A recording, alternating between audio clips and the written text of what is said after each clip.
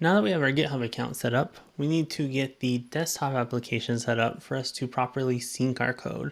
So I know it's kind of odd to set up the account online and then have another app. A lot of people suggest that you use the command line for GitHub, and that's just like a whole thing that's very difficult to wrap your head around. You're trying to learn how to make nodes for Dynamo, and then we're wanting you to use the command line. Not the greatest thing. When the GitHub Desktop app came to my attention, it just changed my whole mindset when it came to GitHub. So it is definitely an essential. You need to have it. It helps make your life a whole lot easier with GitHub. So let's go and get that installed. So as always, this link is in the lesson notes below, but the link is desktop.github.com. Once you go there, it has all of the release notes and everything like that for their GitHub Desktop app. We'll go ahead and just download this now. Takes a few seconds, and then we'll go ahead and run the installer and we'll log into our GitHub account. Once you have it downloaded, you double click it to get it running to install it. It installs really fast. It turns out I am logged in here on my account, so you will have to log in. It will have you log in through github.com.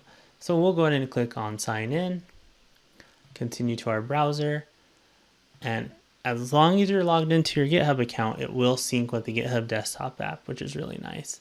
So you will see that I have access to all my different repositories here as well. You won't have all these on your machine, but I do have these on mine. All right, and with the GitHub Desktop app installed, we need to sync our code to our desktop for us to be able to use. So you are able to click on this little green button for code, and it shows you a few of the different ways to interact with your GitHub repository. It shows you the GitHub command line interface, SSH, all these different commands that are kind of difficult. You can even just fully download a repository just to keep an offline version of it. I like to do this sometimes with code that I find interesting that I just want to save a resource of, so you can always do that. In this case, we're going to open with GitHub Desktop. You will get this little link pop up, and we'll see that.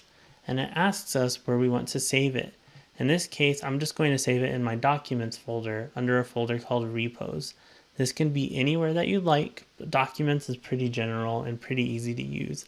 I do create that Repos folder just to further segment these things. That way, they're not just in my Documents. Documents is also a folder that if you have OneDrive, you can have it back up and all those good things. So if you're interested, you can do that as well. We'll go ahead and click on Clone. It gives us this UI. And we will see that we do have our new repository within our repos folder. So in this case, it's a Zero Touch Unraveled. Double clicking in there, we have our license and our README. So pretty straightforward, not a whole lot going on. As you start to create files in here, so we'll go ahead and create a new folder. We'll name it SRC for source.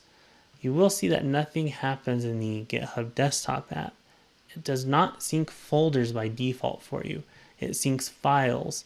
So if I go into the source folder and I just make a new text document just to make a file, and I go back to the desktop app, we will see that it is telling me that I have a file to sync now. So that's one thing to keep in mind is folders don't sync automatically, files do.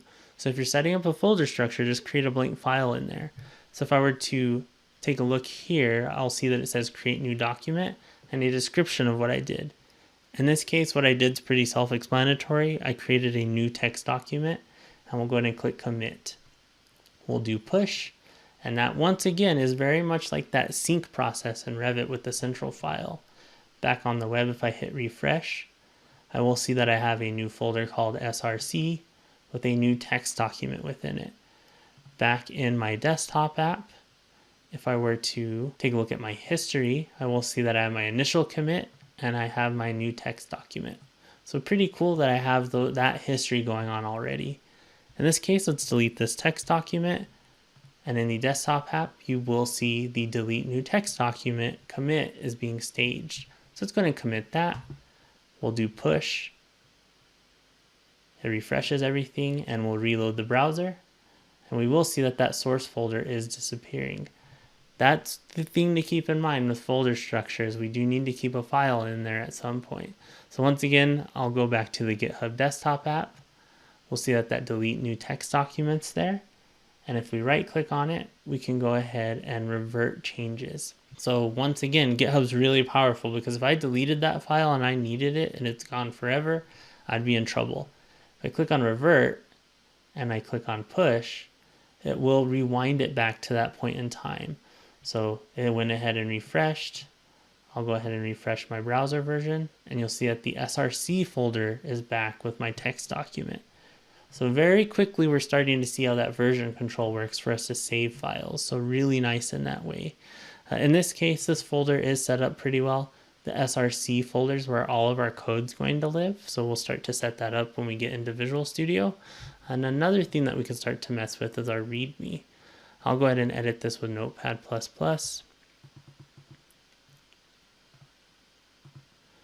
And we'll see that I have my README on here. So right now it's just pretty general. I have just some description text on here, but if you were to go in, you can start to say other things. So like, what is this? Save.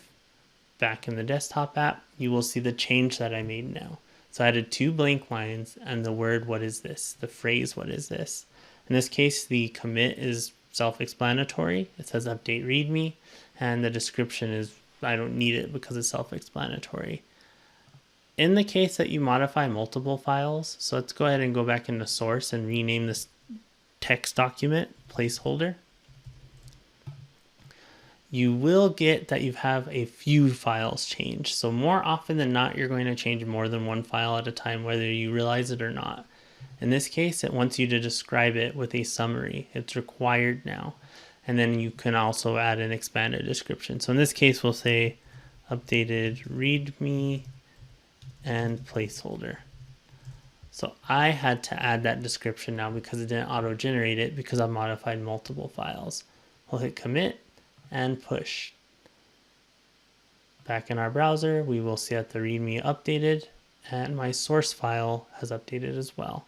So really nice that you can start to see that sync process, and I already have 5 commits in this repo, which is pretty cool. So that's already kind of working for me, which is really nice.